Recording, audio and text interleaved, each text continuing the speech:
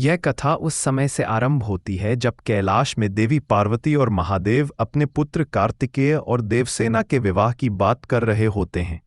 चारों ओर मंगलमय वातावरण है, किंतु उसी समय एक अशुभ संकेत के साथ यह समाचार आता है कि एक असुर कैलाश की ओर बढ़ रहा है। नंदी और गण इस असुर को रोकने का हर संभव प्रयास करते हैं, किंतु वह हट से पीछे नहीं हटता और घोषणा करता है कि वह महादेव से भेंट किए बिना लौटेगा नहीं। यह सुनते ही देवी पार्वती क्रोधित हो जाती हैं और कहती हैं कि इस शुभ अवसर पर कोई असुर उनके घर को अशुद्ध नहीं कर सकता। परंतु महादेव उन्हें शांत करते हैं और कहते हैं कि कैलाश के द्वार भक्तों के लिए कभी बंद नहीं होते, चाहे वह असुर ही क्यों न हो। उस असुर का नाम था शरु, जो वास्तव में छल और स्वार्थ से भरा हुआ था। परंतु महादेव उसे भी एक भक्त की तरह देखते हैं। वह कैलाश में प्रवेश करता है और कार्तिकेय क्रोध में आकर कहते हैं कि उन्हें अनुमति दी जाए ताकि वे इस दुष्ट का वध कर सकें। लेकिन महादेव उन्हें रोकते हैं और कहते हैं कि कैलाश में आए अतिथि का अपमान कभी नहीं होना चाहिए। शरु महादेव के समक्ष आता है और उन्हें स्मरण कराता है कि उसके पिता को महादेव से एक वरदान प्राप्त हुआ था, जिसमें कहा गया था कि यदि उसके पिता उस वरदान का उपयोग न कर पाए तो वह वरदान उनके वंशजों को हस्तांतरित हो जाएगा। अब शरु उस वरदान का उपयोग करना चाहता है। वह कहता है कि और उस वरदान का अधिकार उसके पास है और महादेव को वचन के अनुसार उसे वरदान देना ही होगा। महादेव मौन रहते हैं, लेकिन पार्वती, कार्तिकेय और देवसेना यह सब सुन रहे होते हैं। कार्तिकेय क्रोधित होकर शरु को छल से भरा हुआ कहते हैं और चेतावनी देते हैं कि यह वही असुर है जिसने पहले देवसेना का अपहरण करने का षड्यंत्र रचा था। देवी पार्वती भी विनती करती हैं कि महादेव इस शुभ अवसर पर कोई वरदान न दें, लेकिन शरु महादेव को उनके वचन की याद दिलाकर यह प्रश्न उठाता है कि क्या वे अपने वचन से पीछे हट जाएंगे। महादेव अंततः कहते हैं कि अमरत्व को छोड़कर वह जो चाहे मांग सकता है। तब शरु चालाकी से कहता है कि वह चाहता है कि इंद्र की पुत्री देवसेना का विवाह विप्रचित नामक असुर से हो। यह सुनकर कैलाश की वायु ठहर जाती है। कार्तिकेय आक्रोश में भर जाते हैं और महादेव से निवेदन करते हैं कि वे ऐसा वरदान न दें, लेकिन नियति के अनुसार महादेव को अपने वचन का मान रखना पड़ता है। महादेव कहते हैं तथास्तु। यही शब्द सबको स्तब्ध कर देता है। देवी पार्वती, कार्तिकेय और देवसेना सभी की आंखों से आंसू बह निकलते हैं। देवसेना महादेव के सामने हाथ जोड़कर कहती हैं कि बचपन से ही उनके मन ने कार्तिकेय को अपना माना है। वह कहती हैं, जैसे नारायण के बिना लक्ष्मी अधूरी है, वैसे ही मैं भी कार्तिकेय के बिना अधूरी हूं। वह अपने पिता इंद्र से भी कहती हैं कि जिस कार्तिकेय ने बार बार स्वर्ग और इंद्र की रक्षा की है, वह उनके योग्य पति हैं। पार्वती और गण भी देवसेना का पक्ष लेते हैं, लेकिन महादेव अपने वचन को निभाने के लिए विवश होकर कहते हैं कि उन्हें पिता की भूमिका से ऊपर उठकर शिव के रूप में अपना दायित्व निभाना होगा। कार्तिकेय टूट जाते हैं। वे कहते हैं कि क्या दोष है उनका, क्यों उन्हें बार बार त्याग की परीक्षा देनी पड़ती है। महादेव केवल शांत रहते हैं और कहते हैं कि वे शिव हैं और शिव के लिए दिया गया वचन सर्वोपरि है।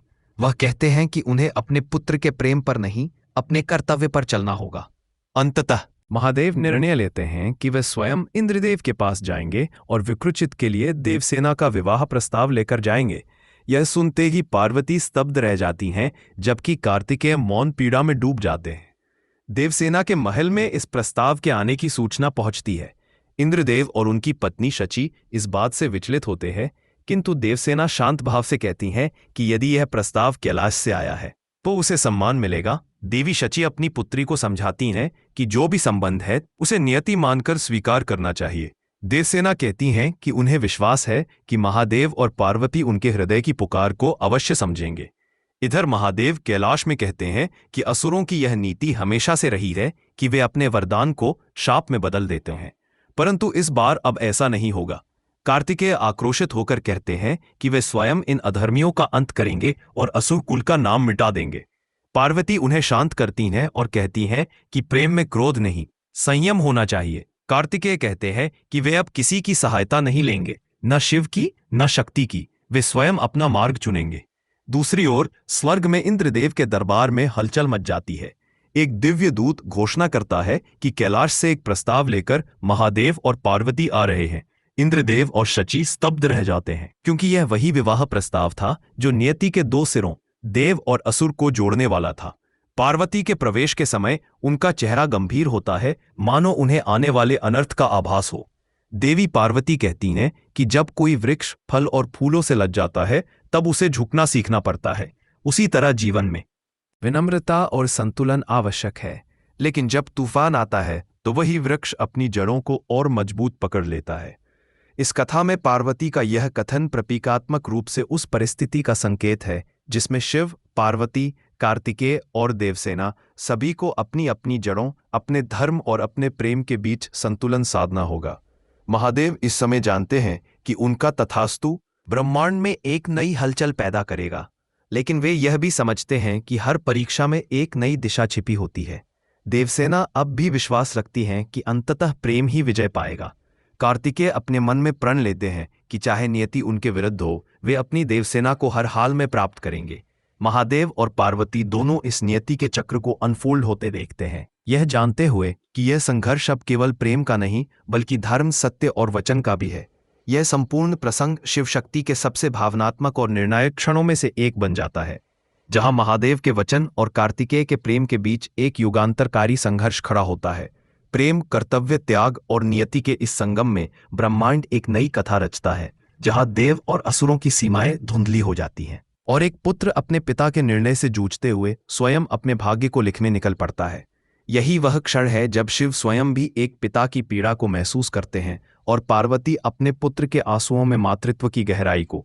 और इस प्रकार शिव शक्ति की यह कथा एक नए अध्याय की ओर अग्रसर होती है, जहां अगला युग कार्तिकेय और देवसेना के पुनर्मिलन का साक्षी बनेगा, मजबूत पकड़ लेता है। इस कथा में पार्वती का यह कथन प्रतीकात्मक रूप से उस परिस्थिति का संकेत है जिसमें शिव, पार्वती, कार्तिकेय और देवसेना सभी को अपनी अपनी जड़ों, अपने धर्म और अपने प्रेम के बीच संतुलन साधना होगा। महादेव इस समय जानते हैं कि उनका तथास्तु ब्रह्मांड में एक नई हलचल पैदा करेगा, लेकिन वे यह भी समझते हैं कि हर परीक्षा में एक नई दिशा छिपी होती है। देवसेना अब भी विश्वास रखती हैं कि अंततः प्रेम ही विजय पाएगा। कार्तिकेय अपने मन में प्रण लेते हैं कि चाहे नियति उनके विरुद्ध हो, वे अपनी देवसेना को हर हाल में प्राप्त करेंगे। महादेव और पार्वती दोनों इस नियति के चक्र को अनफोल्ड होते देखते हैं, यह जानते हुए कि यह संघर्ष अब केवल प्रेम का नहीं बल्कि धर्म, सत्य और वचन का भी है। यह संपूर्ण प्रसंग शिव शक्ति के सबसे भावनात्मक और निर्णायक क्षणों में से एक बन जाता है, जहां महादेव के वचन और कार्तिकेय के प्रेम के बीच एक युगांतरकारी संघर्ष खड़ा होता है। प्रेम, कर्तव्य, त्याग और नियति के इस संगम में ब्रह्मांड एक नई कथा रचता है, जहां देव और असुरों की सीमाएं धुंधली हो जाती हैं और एक पुत्र अपने पिता के निर्णय से जूझते हुए स्वयं अपने भाग्य को लिखने निकल पड़ता है। यही वह क्षण है जब शिव स्वयं भी एक पिता की पीड़ा को महसूस करते हैं और पार्वती अपने पुत्र के आंसुओं में